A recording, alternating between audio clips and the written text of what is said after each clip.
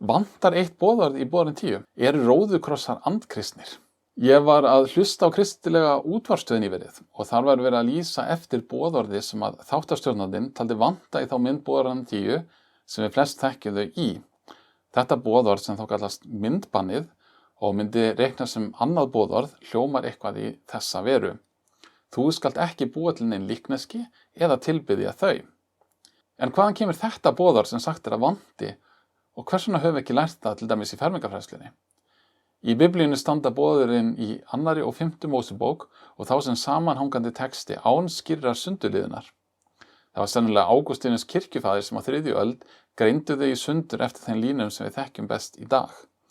Í lok miðalda var það síðan Martin Luther sem styttuðu þau og einfaldaði þau þó nokkuð í þeim tilgangi að einfalda utanbókarlærdóm og notkun þeirra í daglegu lífi. Þrátt fyrir gagnrýni hélt hann í skiptingu Ágústínusar til þess að skapa ekki misræmi og þar með flækja óþarflega lærdóm þeirra.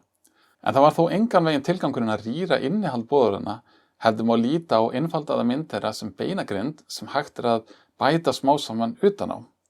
Samkvæmt þessari skiptingu Ágústínusar vantar myndbannið reyndar ekki, heldur fellur það undir fyrsta boðorðið, þú skalt ekki aðra guði hafa, en það það sem það snýst um. Að hér sé ekki að ræða einhvern almennt myndbann eða jafnvel bann við helgimyndum eins og krossum, róðukrossum, kirkjuglugum, málverkum af atburðum biblíunar eða jafnvel myndum í barnabiblíum, augljóst þegar skoðuð er lýsing drottins á því hvernig musterið átti að vera. Því að í musterinu voru nefnilega myndir af englum, bæði á dúk musterisins og sem og á sáttmálsverkinu sjálfri. Það sem að bannið raunverulega nær til er tilbeiðsla mynda og skurðgoða. Að við sem á líka segja að myndbannið taki til misnotkunar á myndum sem að annars voru leyfilegar, eins og þegar Ísraelsmenn notuðu sáttmálsverk drottins sem verndagrip í stríði við Fílista og síðar þegar þeir fórnuðu til eirormsins sem að spámaðurinn Móses hafði búið til í eyðimörkinni. Það sama má við segja kristilegar helgimyndir þegar þær eru notaðar í svipuðum tilgangi. Ég gleðst þó yfir orðum Páls postula til Galatamanna.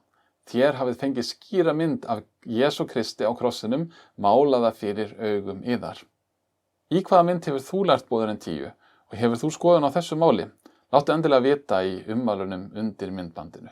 Verið þið sæl. Þetta boðorð sem að þá kallast myndbandið, vantar myndbandið reyndar ekki. Sagði ég myndbandið? Myndbandið.